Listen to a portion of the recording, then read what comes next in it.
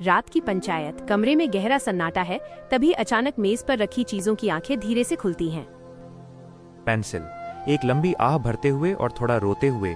उफ भाई, आज तो मेरा सिर फटा जा रहा है। उस लड़के ने फिर से मुझे शार्पनर में डाल दिया और तब तक घुमाया जब तक मुझे चक्कर नहीं आ गए।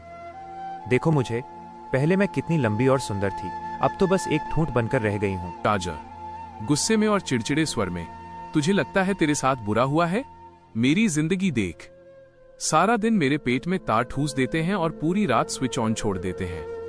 भाई सच कह रहा हूँ, मेरा सीना जल रहा है। ओवर हीटिंग से मेरी जान निकल रही है, पर किसी को क्या परवाह। चप्पल बिंदास देसी अंदाज में हंसते हुए, अरे तुम लोग इस ठंडे एसी कमरे में रहकर रो रहे हो, कभी मेरे साथ बाहर चलो। मेरा पूरा दिन कीचड़, धूल और गंदगी में बीतता है, और आज की तो मत पूछो। एक कुत्ता मेरा कान चबाने ही वाला था, मैं तो जैसे तैसे बचकर आई हूँ, कोई बचाने तक नहीं आया भाई।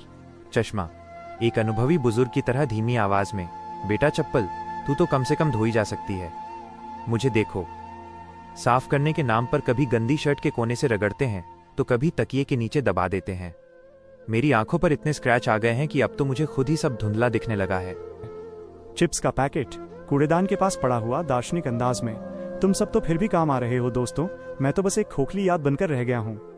दुनिया ने तब तक ही साथ दिया जब तक मेरे अंदर थोड़े से चिप्स थे, अब तो बस इस अंधेरे कोने में अपनी बारी का इंतजार कर रहा हूँ।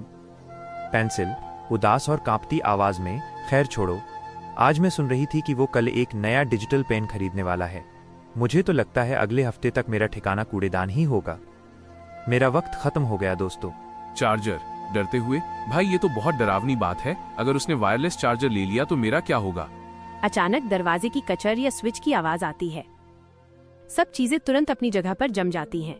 आंखें और मुंह गायब हो जाते हैं। कमरा फिर से वैसा ही शांत हो जाता है जैसे कुछ हुआ ही न।